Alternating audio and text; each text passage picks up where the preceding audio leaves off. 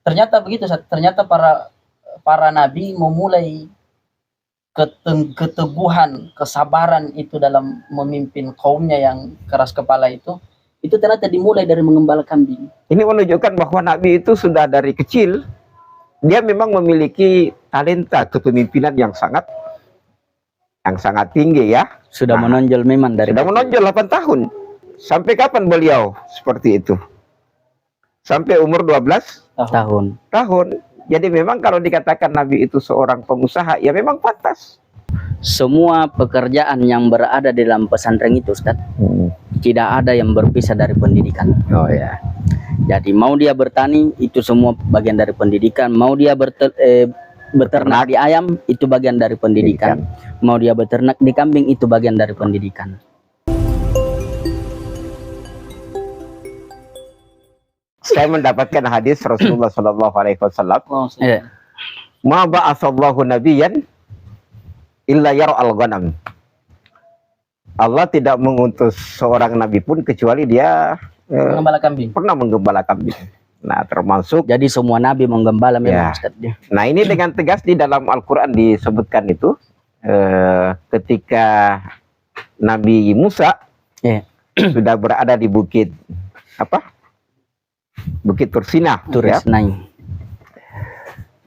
Beliau ditanya oleh Allah, wa matilka biyaminika ya Musa. Apa di tanganmu itu wahai Musa? Ya, wa tilka biyaminika ya Musa. Qala Nabi Musa menjawab, hiya asaya atawakka'u 'alaiha wa akhushu biha ala ghanami. Ya, jadi kata Nabi Musa, dia adalah tongkatku, tempat aku bersandar, dan juga sebagai sarana bagi aku, kata Nabi Musa, untuk menggembala saya punya kambing. Waliyafiha ma'aribu ukhra, dan ada manfaat yang lain lagi selain daripada itu.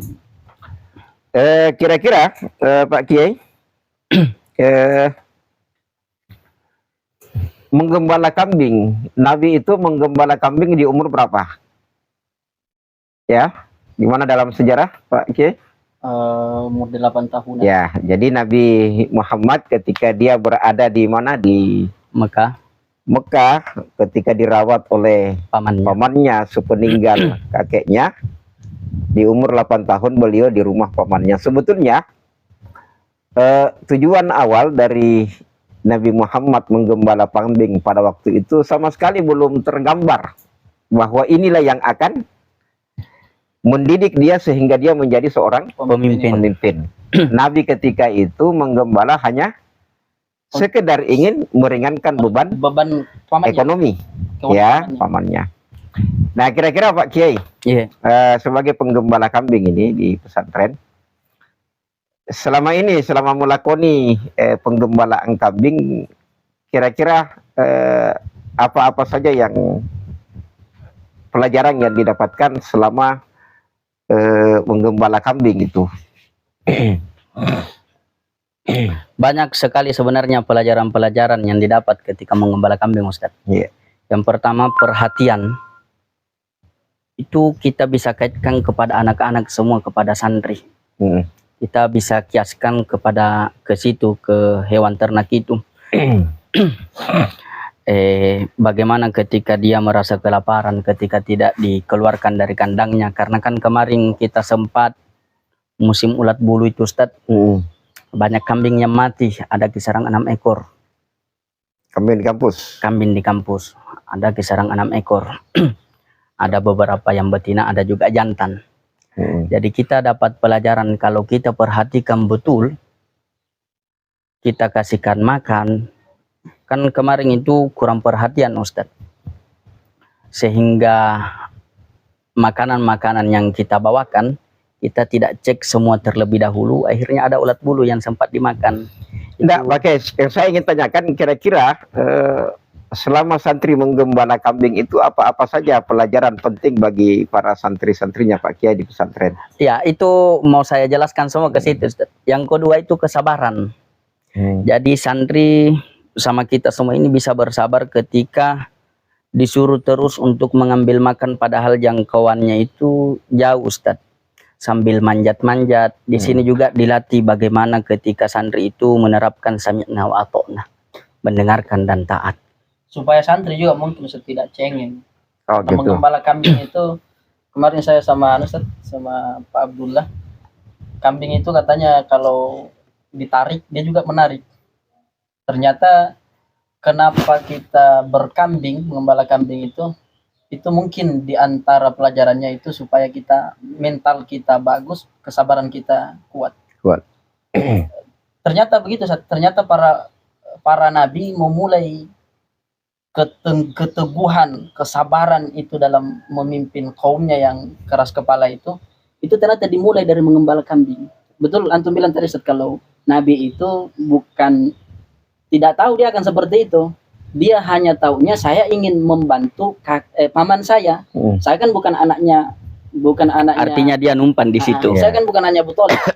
Saya kan cuma numpang di rumahnya. Abu Thalib kan orang banyak anaknya, tapi hartanya sedikit. Kurang. Gitu ya. Tapi hartanya sedikit. Makanya terkadang Nabi Muhammad SAW merasa tidak enakan ketika tinggal di rumah kalau tidak ada pekerjaan yang dia untuk bisa menghasilkan gitu. Itu kan menghasilkan, tidak boleh cengeng, tidak boleh mentang-mentang. Itu terkadang Nabi SAW itu, Ustaz, kalau dari mengembala kambing, itu ke Zamzam dulu. Pergi dulu ke Zamzam, minum banyak-banyak, supaya kalau pulang tidak makan lagi. Oh gitu. Artinya dia tahu diri, Ustaz. Karena kan kondisi ekonominya kurang. Saya kan bukan anaknya Abu Thalib, cuma pamannya Abu Thalib. Saya ini Abu Thalib cuma paman saya. Abu Thalib punya banyak anak. Jangan sampai kehadiran saya mengganggu anak-anak yang kelaparan itu sehingga mereka tidak kenyang. Saya makan dulu. Maka kan dia minum banyak-banyak itu. Supaya ketika pulang ke rumah dalam keadaan kenyang. Oke, jadi saya sempat membaca juga bahwa di dalam memelihara kambing itu, yang pertama yang diajarkan itu adalah kesabaran. Kesabaran. Kesabaran karena pada kambing itu ada banyak karakter. Ada banyak karakter. Nah, ada banyak karakter. Bukan satu karakter. Ada kambing yang lembut, ada kambing yang keras. Nah, demikian pula barangkali dengan manusia yang satu saat nanti makanya mengembala kambing itu disebut ra'yul ghanam. Ra'yul itu dikata rakyat. Rakyat itu dikata ra'yul. Dalam mengembala kambing disebut ra'yul ghanam karena dalam mengembala masyarakat banyak seperti mengembala kambing itu yang berbeda-beda karakter itu. Ternyata juga di dalam menggembala kambing itu dibutuhkan kekuatan. Mana buktinya?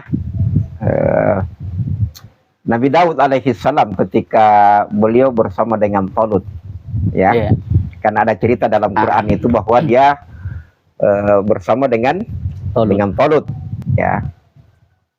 Nah, salah satu pemimpin yang dihadapi itu adalah Jalut.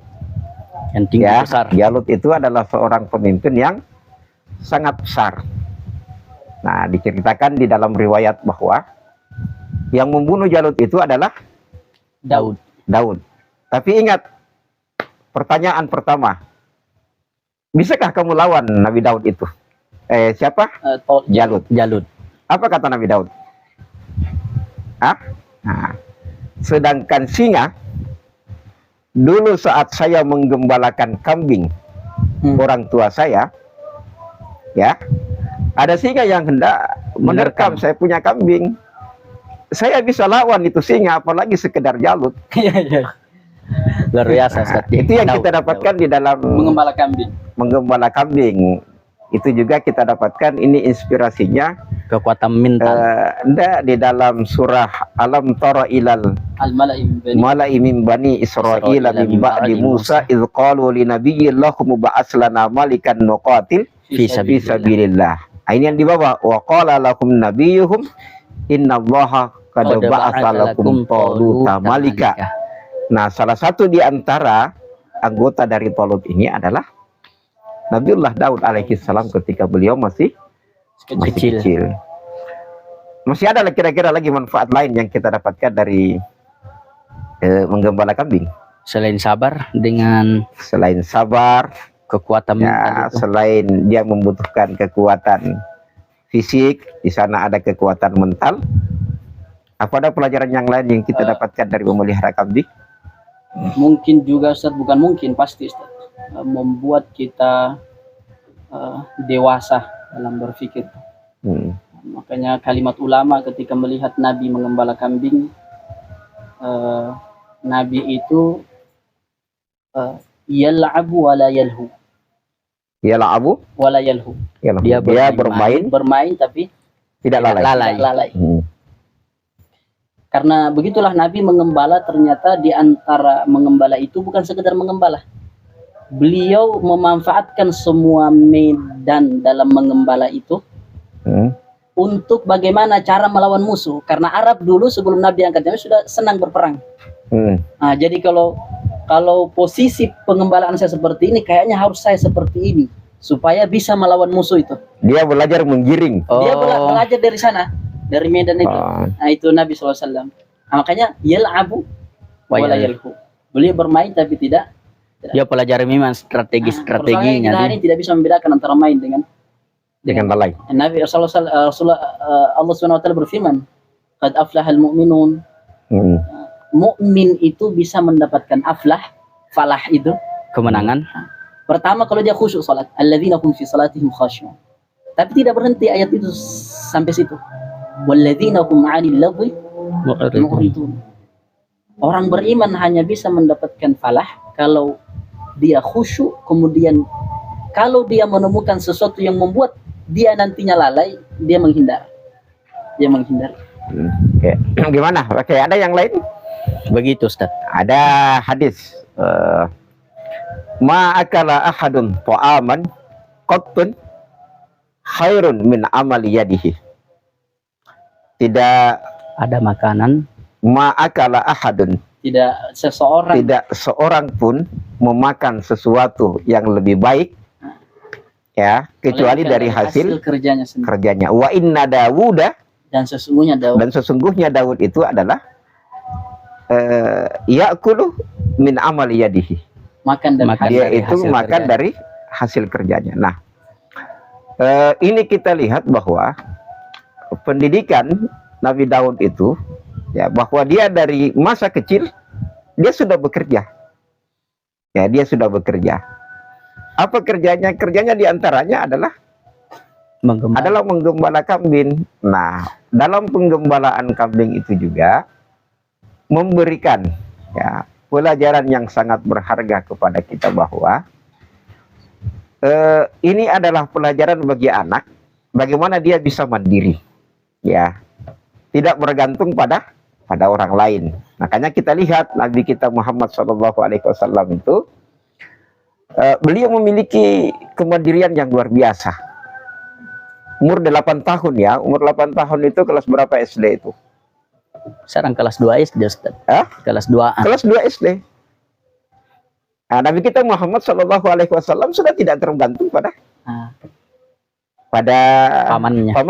Bahkan disebutkan Nabi itu tidak pernah menggembala lebih dari 100. Setiap lebih 100 itu disembelih. Apa arti dari hadis ini? Bagaimana kira-kira itu Ustaz? Gembalaan kambingnya Nabi itu banyak. Ya toh? Iya. Jadi Nabi itu di dalam hadis tidak pernah lebih dari 100 ekor. Ini menunjukkan bahwa gembalaan Nabi itu banyak. Itu mencapai 100. Cuma kalau lebih 100 disembelih. Nah, ini menunjukkan bahwa Nabi itu sudah dari kecil dia memang memiliki talenta kepemimpinan yang sangat tinggi ya. Sudah menonjol memang dari sudah menonjol 8 tahun. 8 tahun. Sampai kapan beliau seperti itu? Sampai umur 12 tahun. Jadi memang kalau dikatakan Nabi itu seorang pengusaha, ya memang pantas. Dia sudah bertalenta mandiri, bertalenta memimpin. Mulai dari usia 8. Mulai dari usia 8. Puncaknya di usia 12. Di situ baru dia beralih menjadi seorang pedagang. Ada pelajaran besar Ustaz dari ulama ketika melihat Nabi mengembala kambing.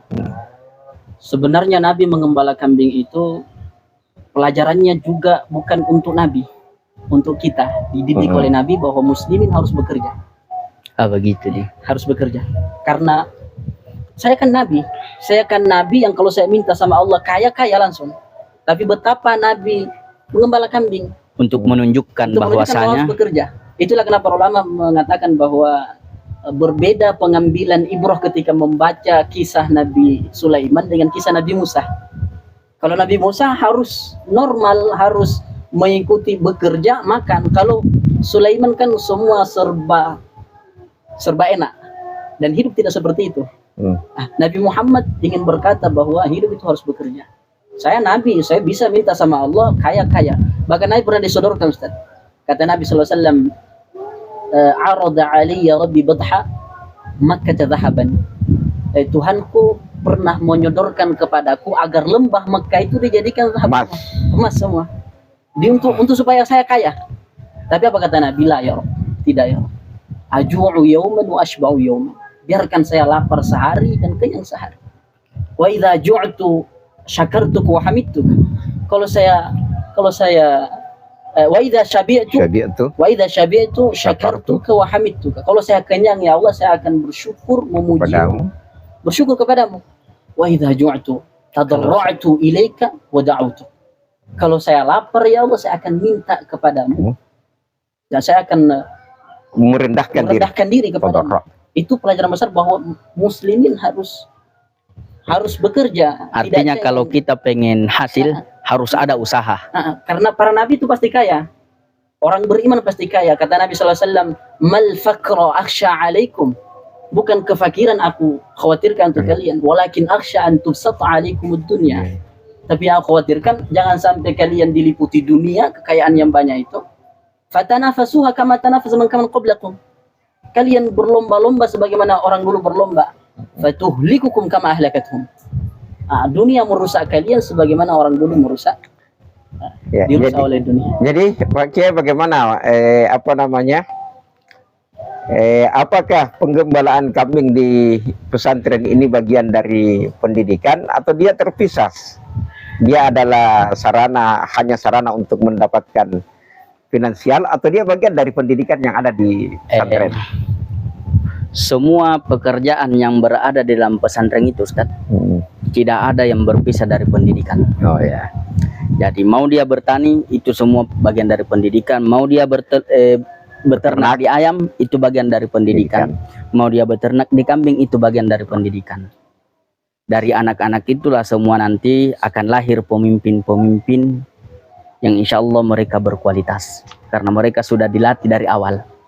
Itulah barangkali saya teringat betul bahwa Kiai Haji Syukri Zarkasi, pimpinan pondok pesantren Guntur almarhum, beliau berkata bahwa apa yang kamu lihat, apa yang kamu dengar, apa yang kamu rasakan di pesantren itu semuanya bernilai pendidikan. Ya, jadi ternak di dalam kampus itu tidak terpisah dari pendidikan. Oke. Sama halnya dengan yang akikah, Ustadz. Ini sedikit promosi nih. Ya. Kenapa? Karena kan kita memang di sana itu menggembala kambing khusus untuk yang dibuat akikah saja. Jadi santri juga itu dilatih supaya dia bisa mengolah daging itu. Mulai dari penyembelihannya, mengulitinya, sampai masaknya dan makannya santri semua itu, Ustaz. Ini yang saya ingin tonjolkan dari ternak yang digembala ya. Kita melihat kisah para sahabat dahulu, bahkan ulama tabi'in dan tabi'in dan ulama-ulama salaf kita dahulu. Pernah satu ketika seorang ulama sempat ternaknya itu memakan rumput di padang. Ya, memakan rumput di padang. Hanya karena memakan rumput di padang, dia sudah anggap kambingnya itu makan yang syubhat, memakan sesuatu yang syubhat. Nah, jadi insya Allah kambing-kambing di pesantren ini barangkali Pak Kiai insya Allah 100% halal ya. Insya Allah. Kira-kira bisa dijamin kehalalannya 100% itu. Nah, ya. Selama dia berada dalam lahan pesantren itu, insya Allah itu halal ya. Tadi itu mungkin juga diteguran juga untuk para pengembala sedih. Teguran juga untuk para iya, bahwa mereka, bahkan saya sempat dulu ditegur. Apakah hewan kurban yang dibolehkan dalam syariat itu adalah hewan yang digembalakan, atau juga yang sekedar dilepaskan kemudian memakan yang bukan haknya. Yang bukan haknya. Sampai hal itu dibahas. Ya, saya sempat mendengarkan bahwa sebetulnya yang diperintahkan dan direkomendasikan untuk hewan kurban itu adalah hewan kurban yang jelas makanan kehalalannya. Artinya hewan yang digembalakan. Hewan yang digembalakan itu adalah ketika dia membelok, kita ajak dia untuk kembali lurus. Itu bedanya ketika lakuanjo tosilajara nuri lambar aja. Ya, ada beberapa petani kita biasanya betul punya hewan, tetapi tidak digembalakan karena makanannya itu tidak bisa dijangkau, dibawakan, tidak diyakinkan bahwa makanannya itu adalah sesuatu yang halal. Karena hewan kurban itu adalah sesuatu yang kita persembahkan kepada Allah, maka hewan kurban juga yang kita sembeli ini juga adalah sesuatu yang bersih makanannya. Harus diyakini halal betul. Jadi kira-kira itu Pak Kiai memotivasi ya, ya sehingga digembalakan kambingnya. Ya, saya kira juga di pesantren sangat berberkah ya, gembalaannya. Insya Allah makanannya halal. Kemudian juga dimakan oleh penghafal Quran, Pak. Iya, begitu, Ustaz. Ada kalimat Nabi, Ustaz, tentang kalau mengembala itu harus hati-hati. Karena ternyata Nabi ketika mengatakan, ketika mau mengajari kita tentang syubhat itu, Nabi mengambil contoh kambing. Wa bainahuma umurun mushtabihat. Nanti ada kalimat Nabi karra'i. Qarra'i yar'al ghanam. Qarra'i yar'a haulal hima. Qarra'i yar'a haulal hima. Betapa mengembala itu mendekati keharaman kalau tidak syubhat. Seperti mengembala di sekitar pagarnya orang yang dikhawatirkan masuk ke dalam. Itu barangkali hadisnya ya. Al halalu bayyin wal haramu bayyin wa bainahuma mushtabihat. Mushtabihat itu adalah qarra'i yar'a haulal himah, sebagaimana penggembala yang menggembalakan gembalaannya di sekitar pagarnya orang. Dan syubhat dengan haram sama. Nah, ini barangkali membuktikan bahwa makanan-makanan yang dimakan oleh gembalaan kita dan itu sampai memasuki areanya orang lain, maka itu adalah memakan sesuatu yang syubhat. Kalau sudah masuk itu namanya haram. Tapi kalau sudah masuk, gitu ya. Kalau sudah masuk di dalamnya sudah jelas haramnya. Sudah jelas haramnya. Tetapi kalau di luar itu syubhat.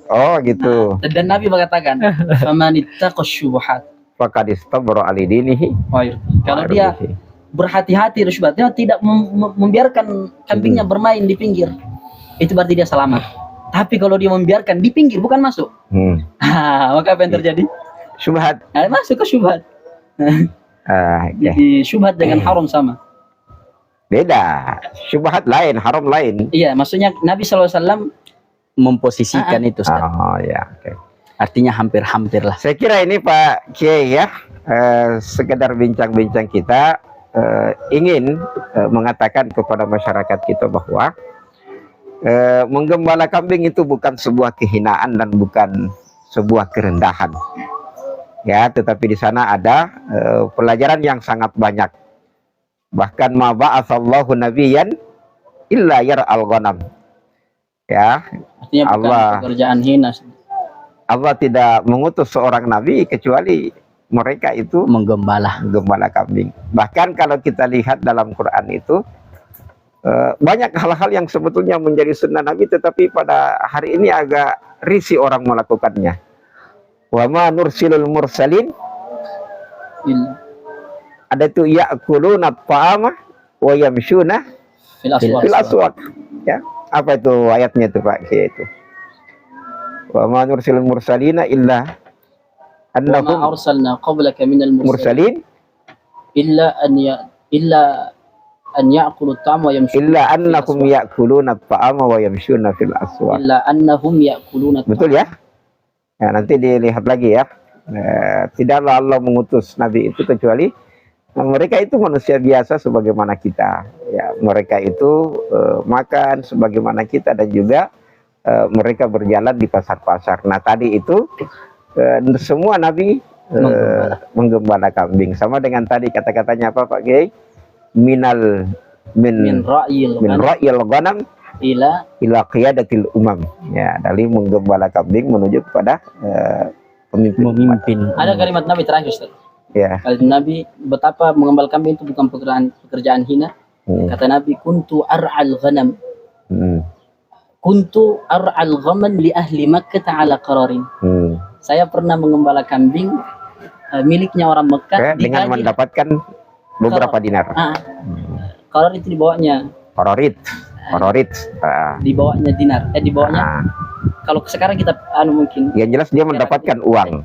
Mendapatkan upah lah. Mendapatkan upah.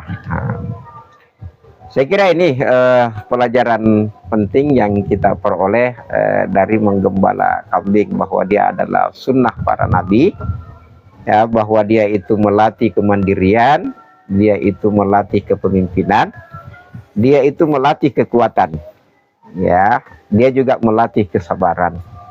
Ya, mudah-mudahan pesantrennya Pak Kiai ini, pesantren Kiai Haji Abdul Qadir Qasim, bisa menerapkan semua sunnah Nabi Shallallahu Alaihi Wasallam di dalam pendidikannya. Amin, insyaallah. Saya kira demikian bincang-bincang kita. Terima kasih pimpinan kampus 1 dan kampus 2 pesantren Kiai Haji Abdul Qadir Qasim. Dan Allah wa iyyakum ajmain. Assalamualaikum warahmatullahi wabarakatuh. Waalaikumsalam.